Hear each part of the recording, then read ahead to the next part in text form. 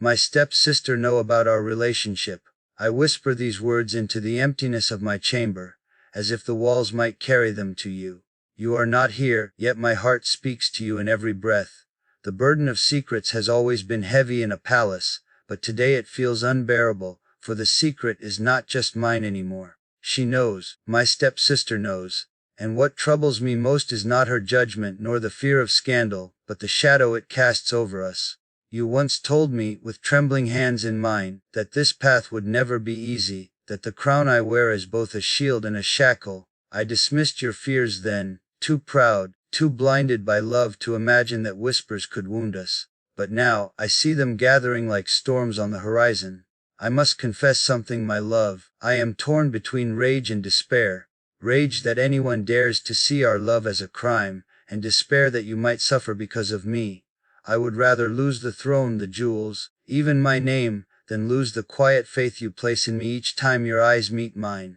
Yet I fear the poison of politics more than any sword. Words in a palace can destroy what armies cannot.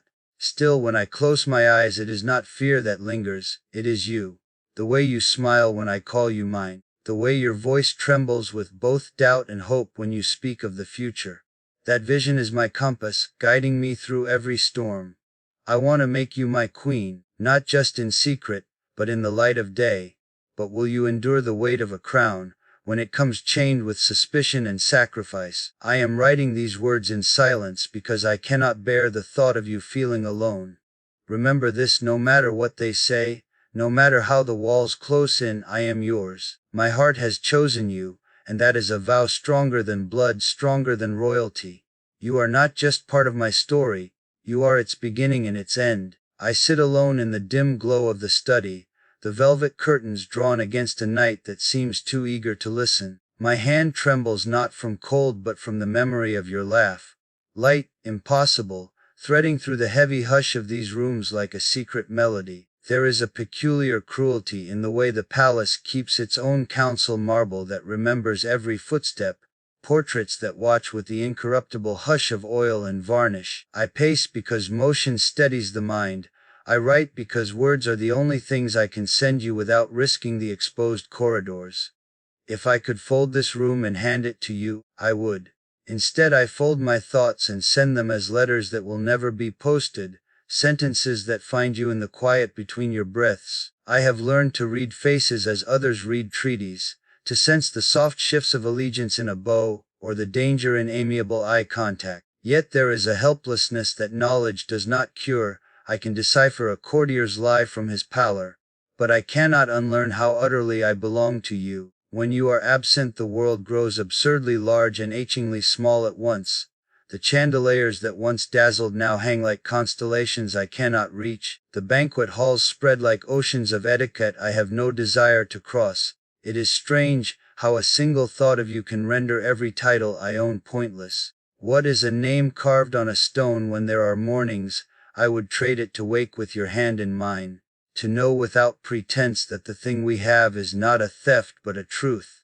There are nights I imagine confronting the court, not with the clumsy force of a man demanding vindication, but with the quiet terror of someone asking permission to be loved. I see myself standing before them, removing the ceremonial glove that separates skin from the world, and speaking your name as if that alone might consecrate it. Would they hear me then?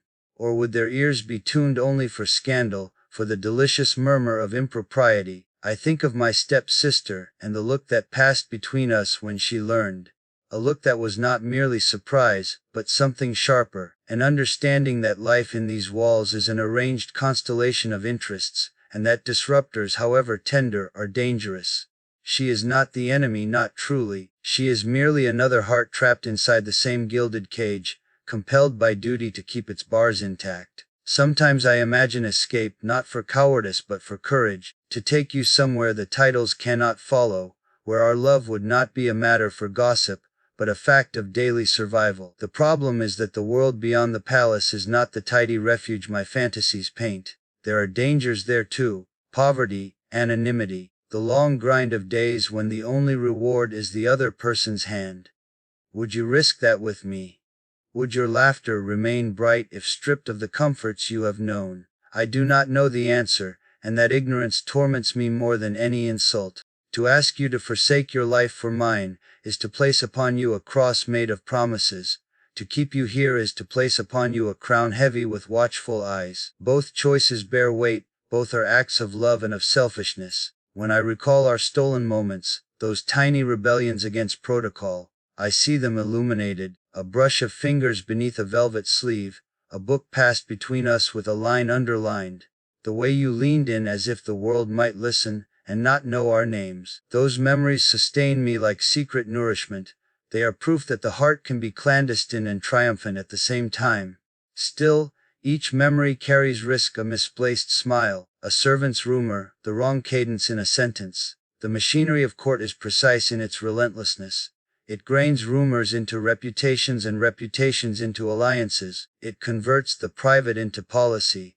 I am old enough to have seen love used as currency, young enough to still believe it might be the very thing that sets us free. There are moments when I rage in solitude, a king without a crown, furious at the arbitrary rules that separate wanting from having. I imagine burning the edicts that taught me how to behave, tearing down the tapestries that hide the honest shape of a man beneath costume and ceremony.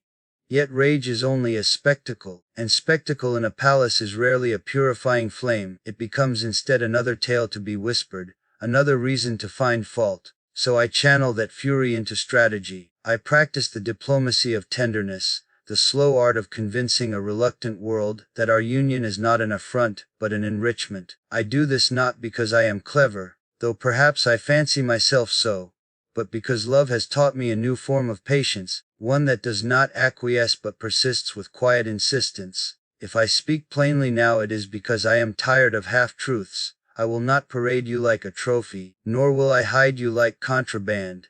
I want you to stand with me in the light, to take the seat nearest mine and meet the court skepticism with the only defense that truly matters. The steadiness of two people who will not be moved by rumor, by threat, or by convenience. I am prepared to lose favor, to accept stares and whispers, to be measured in scorned inches across the banquet table, if it means you will sit safely by my side. There is a cost to all courage. I will pay mine gladly, but I also fear the price you might pay. The quiet compromises, the small erasures of self that love sometimes asks for without malice. I pray I will never ask that of you. So hear me in this long, wandering confession. I will fight for us, not with swords that cleave flesh, but with a stubbornness that outlives gossip.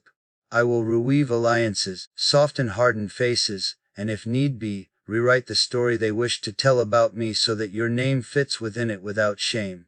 And if that fails, if the palace proves immovable, then know this: outside of titles, without the pretense of pageantry, I remain devoted to you.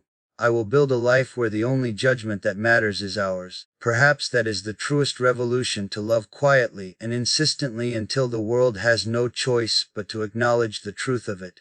I wake before the dawn most mornings, not from duty but from the echo of your voice that lingers even when you are not near. The corridors are colder then, the torches guttering with a sympathy that feels almost human, as if they too are reluctant witnesses to the life we have been forced to conceal. I walk among portraits of ancestors who made bargains and marriages as if they were chess moves, and sometimes I imagine their painted eyes softening, as if to tell me that every rebellion once began as a quiet, improbable wish. Yet the weight of precedent is not merely historical, it settles on the shoulders of everyone who enters these halls, and I carry it every time I think of asking you to share this burden. My thoughts spin between grievance and gratitude. Grief for the world that would make us furtive, and gratitude for the small, stubborn joy of having found one another in such a place. There are evenings when I rehearse conversations in my head, not the sharp, rehearsed declarations that coerce applause, but the messy, honest sentences I want to say when the moment is right, confessions that would not flatter the court, but lay bare two people trying to be truthful. I picture my stepsister across from me, not as an adversary but as someone who has learned to survive among these same barons and brides.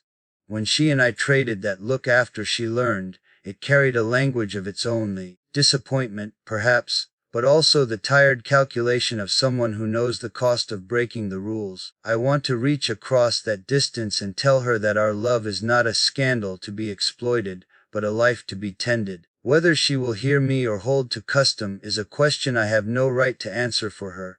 All I can do is speak plainly, and let the truth find its way. I confess that sometimes I envy simplicity, imagined lives where choices are fewer and consequences lighter. In those fantasies we walk away together with nothing but our names and a packed satchel, and we learn the small, ordinary rituals that knit strangers into companions, cooking over an open flame, sharing a blanket against an indifferent wind, laughing at the petty grievances of a day earned honestly. But fantasies are tidy, reality is not. To leave would mean trading one set of constraints for another, and I cannot, in good faith, ask you to wager your peace on the gamble of freedom. There is a bravery in staying and transforming the place that raised me, a bravery I do not possess alone.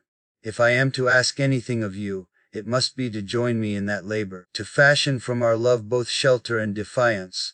When the court whispers, it does so with a patience that is almost cruel. Insinuation first, then repetition, until rumor calf steps into truth and the truth is reshaped into a legend no one remembers starting. I have seen alliances shift on the basis of an overheard laugh, marriages arranged to counter a perceived threat, friendships abandoned for the convenience of favor. It teaches a man to be careful, not out of cowardice, but out of a desire to protect what is fragile. I practice circumspection not because I distrust my own ardor, but because I understand the arithmetic of consequence here. One misstep and the ledger of your life is rewritten by those who profit from controlling the narrative. So I temper my demonstrations of affection with strategy, and yet every tempered embrace feels like a compromise with my own truth. There are times when fury is the only honest response. A white-hot indignation at the injustice that those who love freely should be punished for it. In those moments I contemplate grand gestures, public declarations, bold repudiations of custom, acts designed to fracture the neat complacency of the court. But history in these rooms has taught me that spectacle, however righteous, often begets tragedy.